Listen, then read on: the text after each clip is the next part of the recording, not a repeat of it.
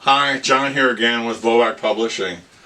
We've had some calls from schools wondering how to start the program, especially if the kids have not had VoWac experience in level 2 or level 3. I want to talk right now in this segment about how to start it in level 3.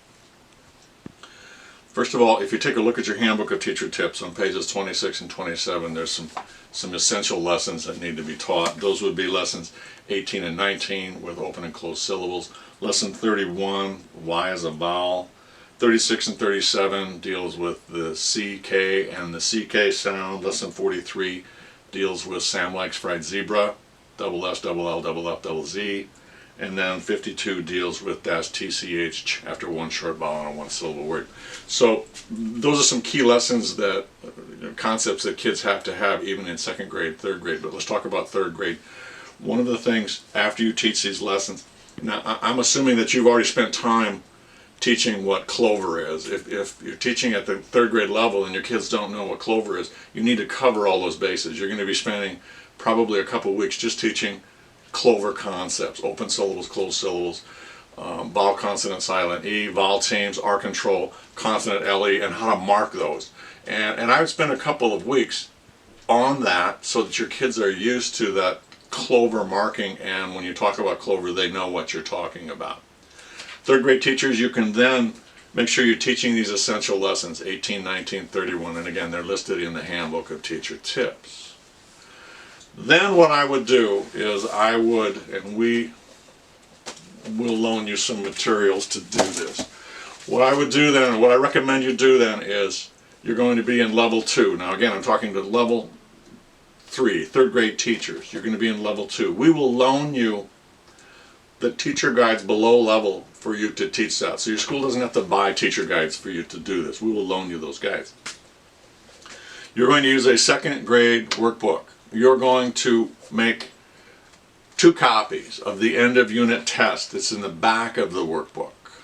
You're going to make 2 copies because one is going to be used as a pre-test, the other is going to be used as a post-test. Give it as a pre-test, assess it. Find out what your kids don't know. Find out what they're struggling with. We will release the copyright for you to copy the lessons that you need to teach at level 2, and then give the post-test the same test. Give the second test as a post-test, and assess how your kids are doing. Go to the next end of unit test, give a pre-test, find out what your kids don't know, teach it, give it again as a post-test.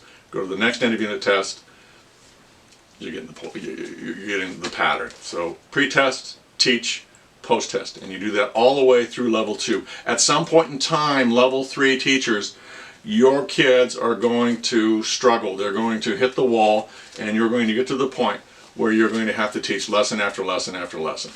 And that's fine. That's fine. It's going to take you several weeks to get through level 2 before you even start level 3. That's pretty much the crux of it.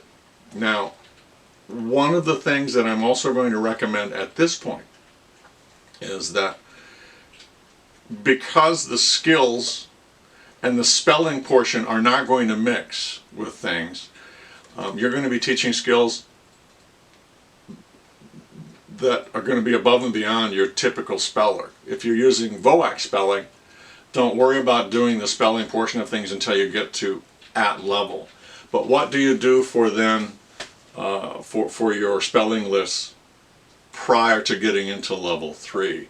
Well, what you do is you need to look ahead at your content areas in your reading, your math, your social studies, your science, religion, whatever it is that you're teaching, and find the vocabulary words that you're going to need in 2 weeks' time.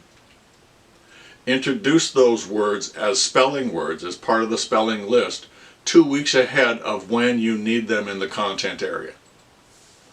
Now you will have spent 2 weeks studying that word, working with it in and out of context, so that when you get to those words, those vocabulary words, in the lessons that you'll be teaching in 2 weeks' time, your kids will go, here's these words, I know what they mean. And you can go ahead and start teaching the content and not have to worry about teaching the vocabulary.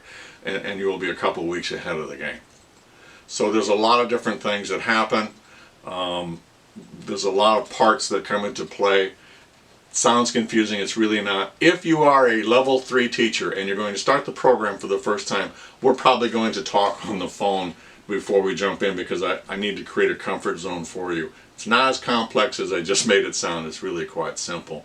But think about it.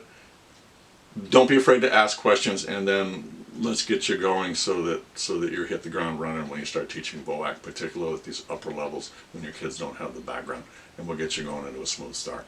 Thanks.